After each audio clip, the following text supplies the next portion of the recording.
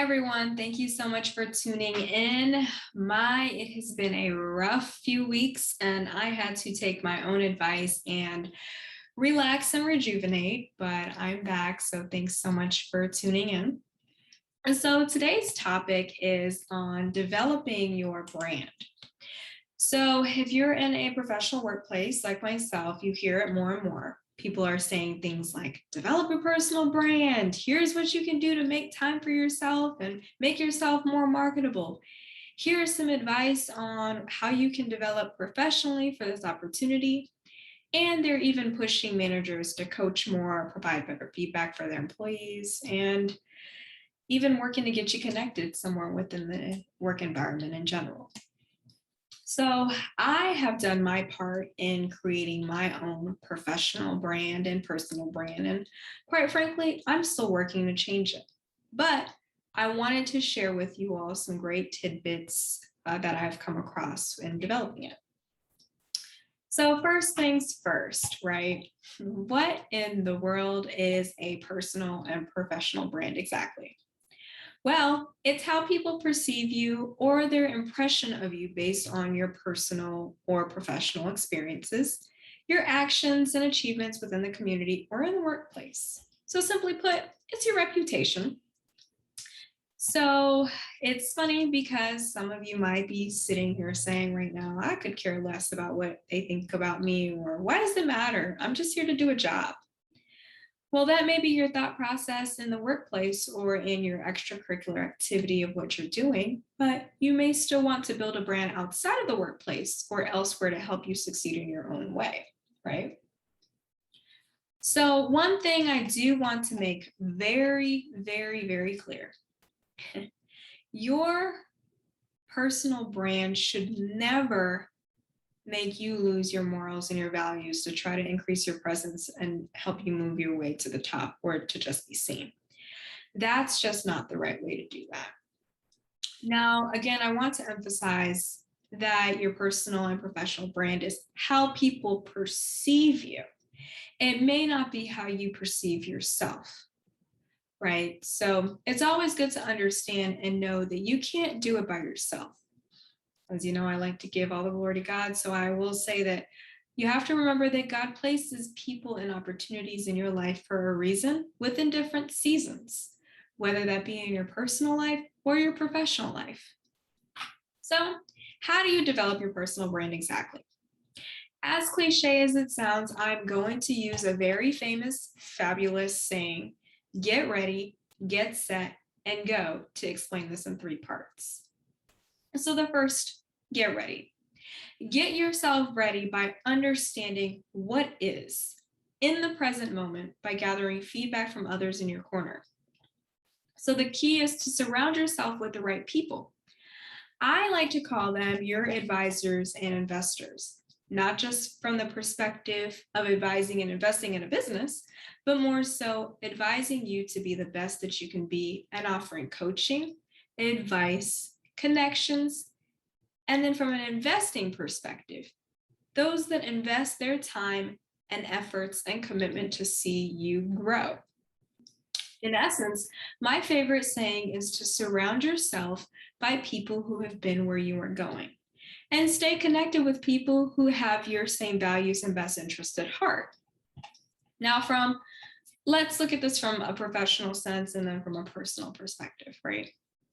So from a professional sense, what you want to do is you want to take some time to write down who you are, not just what you do, but who you are, where you want to go, what you think you're good at, what you need to work on, and what you've accomplished. Seek feedback from those that work with you from all levels, whether that's top leadership, peers, work extracurricular connections, or even in your community connections, like again, those that actually work with you to see your skill sets. And then see how it aligns and if it aligns with how you perceive yourself. Now, from a personal perspective, write down how you think you can be a better you in the other world outside of work.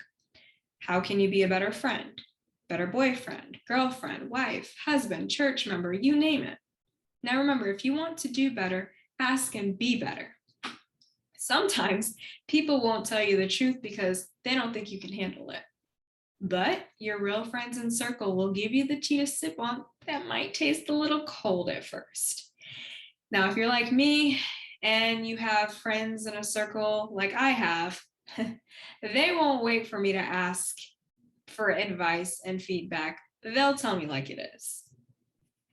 Now, the second part of this is to get set. Set yourself up for success by sitting down and reflecting on what is to prepare yourself for what will be. Remember, no one can change your behaviors and actions but you. God may place the people there, God may place you in a position, but you're the one in charge with making the moves.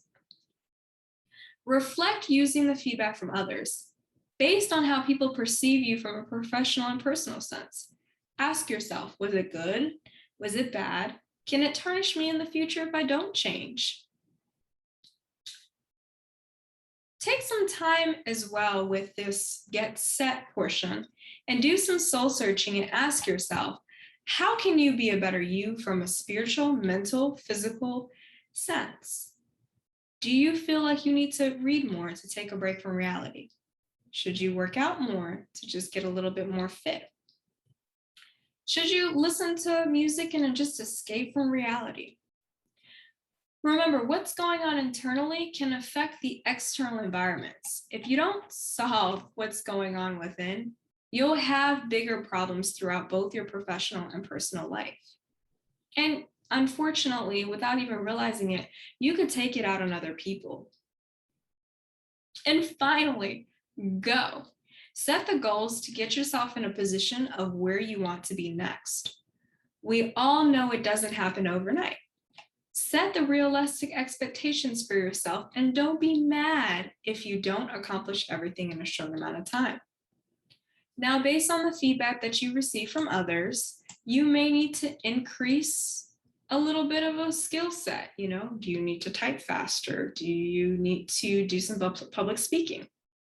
Do you need to learn a little bit of some analytical stuff and some number crunching? So if so, find out when the next training session for it is and work to be a better person within that skill set. And then set a goal on when you want that done by and block out some time to do so. Do you need to study more on a specific topic to get a certification? If so, change around your busy schedule and do it. Do you need to be more intentional about spending time with a loved one and have to set a few dates just to make sure that you squeeze in that intentional time? If you're like everybody else these days, set a few dates, put in a few calendar invites in your phone, and there you go. Now, what you can do with all of this, whether that's your personal or your professional goal setting, set 30, 60, 90-day goals.